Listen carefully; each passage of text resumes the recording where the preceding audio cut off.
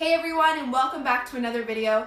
Today I'm going to be talking to you about the difference in higher quality watercolor materials versus lower quality watercolor materials, and the difference in what they look like, the benefits of using both, and yeah, so let's just jump right in. To begin, I'm going to be talking to you about the difference in watercolor paper, Arches versus Canson. There are tons of different types out there, but Arches is the type that I use now and love the most, and Canson was the paper that I first started with.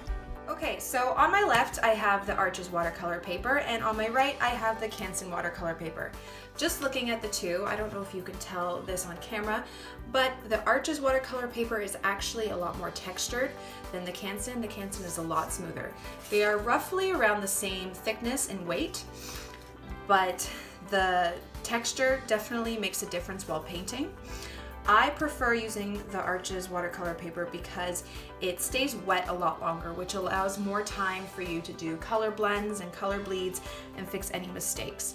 So I'm going to show you the difference right now by doing a couple color swatches using my higher quality paints just to show you the difference, and then you can see for yourself. Okay, so to start, I'm going to be using my Winsor and Newton watercolor paints.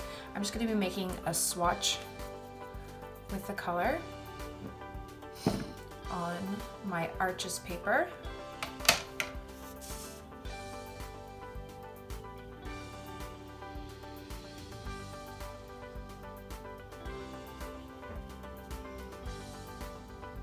And I'm going to add some darker color by just using more paint, just to show you the difference in what it looks like when you try and blend your colors. Okay, and when it dries, you're going to see a difference. Okay, so there's the Arches watercolor paper, and here's the Canson watercolor paper. Now, I don't know if you can tell, but already just by looking at it, you can see that the paint actually pools a lot more on this paper because it is smoother and it doesn't soak into the paper as much. So I'm going to add some more paint. Now it still has a cool effect, but it's definitely different. Okay, and for some of my abstract work, I actually prefer to use this color or this kind of paper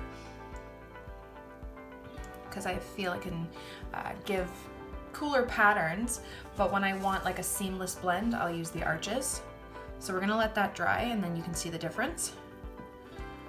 I'm gonna do a quick color bleed. So that was just using a lighter and darker tone. For color bleeds, I love using pink and green because a lot of my florals are pink and green.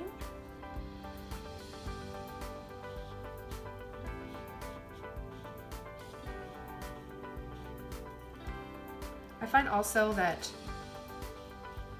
the Arches takes color a little bit better. See, if you notice, it soaks it in and it keeps it wet, while I find the paint just kind of sits on the surface of this paper until it dries. Okay, so for a color bleed, I'm going to take some green. It's a stem, put it next to it, and gently just touch it like that. So it's one color going into the next, and then with this one,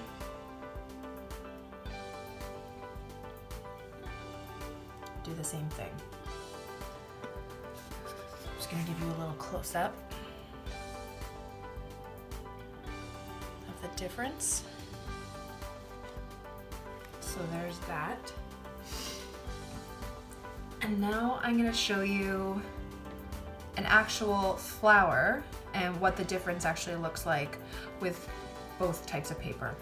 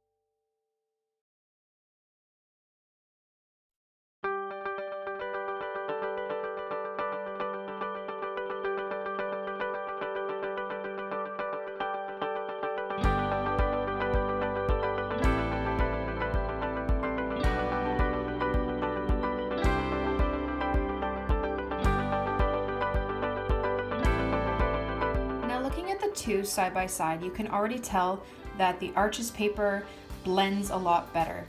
It has a seamless blend from green to pink, and it doesn't have any of those funky patterns.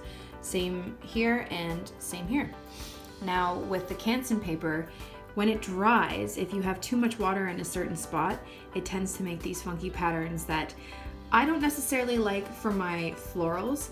If I was doing an abstract piece, maybe I'd use that, but I don't tend to use that technique a lot.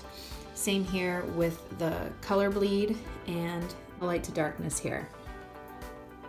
So just looking at the two, you can definitely tell the difference in the two types of paper. This is why I prefer to work with Arches over Canson, but Canson definitely got me through my first year of painting until I learned about different quality materials. It's not a bad paper. I like it for lettering and other types of things, but I tend to use Arches when I'm producing artwork to be sold, or for my house, or for a friend, and yeah. The next thing I'm going to be talking about is the difference in quality paints. Here I have an Artist Loft palette from Michaels, which is about $6.99, and then I have Winsor and Newton tubes, which I absolutely love, but is significantly more expensive. But I'm going to show you the difference in why I love these ones more and why it may be worth it to spend the money. Now to start off, I'm going to be showing you the Artist Loft palette. This palette is actually what I started using right at the beginning of my painting journey, and it served me pretty well. You know, there's tons of colors, they're easy to use, it's compact, it's convenient, and it's not bad for a beginner. But there's definitely a difference in quality when it dries. I find there's more of a chalky finish to it, and it just doesn't look as great, especially if you're trying to sell your artwork. It's just not as high quality as you'd like.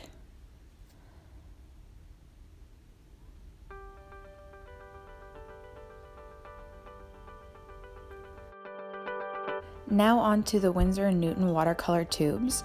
I started using these after I went to a watercolor workshop and I completely fell in love. They can be a bit pricey, about $5.99 a tube sometimes, but you don't need to buy every single color. You know, you can buy 5 and then end up mixing and blending and creating new colors. So it doesn't have to be that expensive. But the quality is great.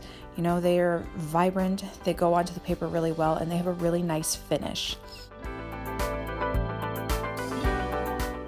Now looking at the two side by side, you can see an obvious difference.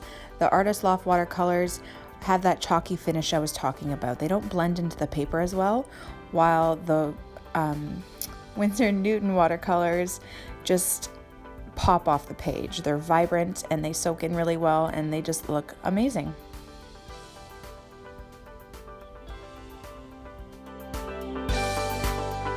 Now, quick tip that I want to share with you. For the Winsor and Newton watercolors, what I do is I put the wet paint into my palette and I let it dry overnight. This way, I find that the watercolors last so much longer. I've actually had these paints in this palette for about over a month and they're still going strong. I definitely prefer the Winsor and Newton watercolors, but if you're just starting out, buy a cheap palette, see how you like painting with watercolor, and then from there, move on up. So that's about it for this video. I hope you learned something, and if you have any questions, always feel free to ask, comment below, subscribe to this channel, and don't forget to follow me on Instagram. I hope you guys had a great time, and I'll see you in the next video. Bye guys.